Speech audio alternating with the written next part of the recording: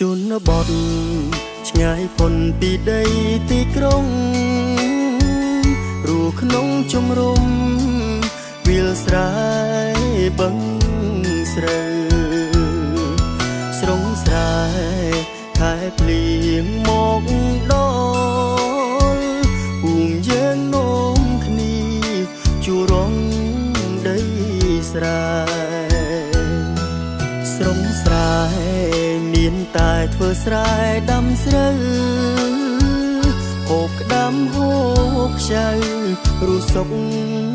សប្បាយជីវិតទូងបីមានទុកខ្វល់ខ្វាយតែយើងរីករាយតាមបែបផែននាងស្រងស្រែ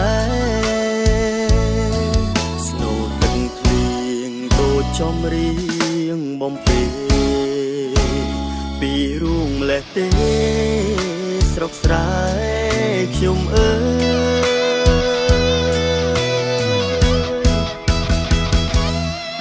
ស្រងស្រែមានតែពុននឹងរាល់ថ្ងៃខំប្រឹងមិនគិតតែការនឿយហត់កំពុងលីរែកអំណត់ព្រោះតែយើងសន់យើងជាកូនអ្នកស្រែ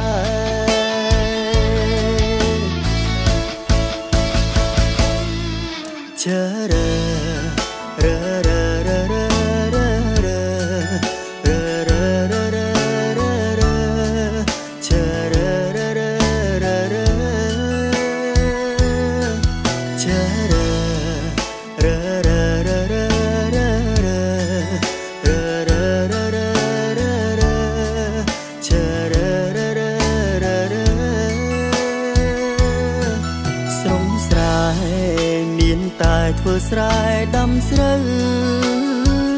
ហូបក្ដាំហូបខ្ចៅរੂសុខសប្បាយជីវិតទូងបីមានទុកខ្វល់ខ្វាយតែយើងរីករាយតាមបែបផែននាងស្រងស្រែស្នូលទឹកភ្លៀងដូចចំរៀងបំពេពីរូងម្លេះទេស្រុកស្រែខ្ញុំអើយ